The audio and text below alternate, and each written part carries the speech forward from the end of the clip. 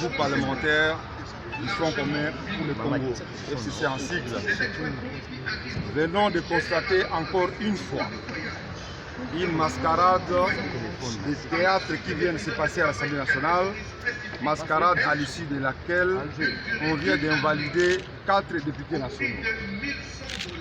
Vous avez remarqué que cette commission, 5 députés nationaux, cette commission a été composée en violation du règlement intérieur qui veut que les commissions paritaires et spéciales soient composées à part égale entre les députés de l'opposition et de la majorité et que les bureaux de ces commissions soient composés par les membres de l'opposition et de la majorité. Cette commission a été dirigée exclusivement par les membres de la majorité. En même temps, la période qui a été considérée pour invalider les députés nationaux est celle concernée par la période de Covid où le gouvernement a exigé des mesures de distanciation et le gouvernement lui-même tient jusqu'à ce jour des réunions en distanciel pour éviter la contamination par le Covid. Les bureaux de l'Assemblée nationale avaient décrété que seuls 64 députés devaient siéger à l'Assemblée nationale et cette mesure n'a jamais été levée.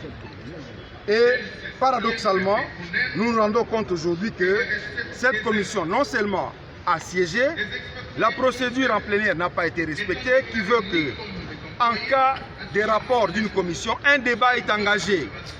De deux, en ce qui concerne les individus, un vote secret est engagé pour que l'on décide sur le sort des députés.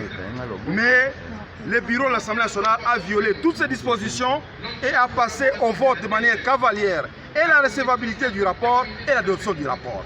Nous prenons à témoin l'opinion nationale et internationale sur cette mauvaise foi encore de l'Union sacrée, dans une période où il venait de décrier ou de décréter qu'il faut taire les divergences entre la majorité et l'opposition. Aujourd'hui, nous rendons compte que la majorité continue à accentuer les divergences et la fracture sociale au Congo pendant que la République démocratique du Congo est agressée. Nous prenons donc à témoin l'opinion nationale et internationale sur cette mauvaise foi et nous condamnons cette énième violation de la Constitution et de la loi de la République parce qu'après avoir violé la loi et la Constitution sur la loi sur la CENI, la loi électorale, sur la Cour constitutionnelle, aujourd'hui encore, on vient de violer la Constitution et nos lois sur les principes qui doivent fonder la validation ou l'évaluation du mandat des députés.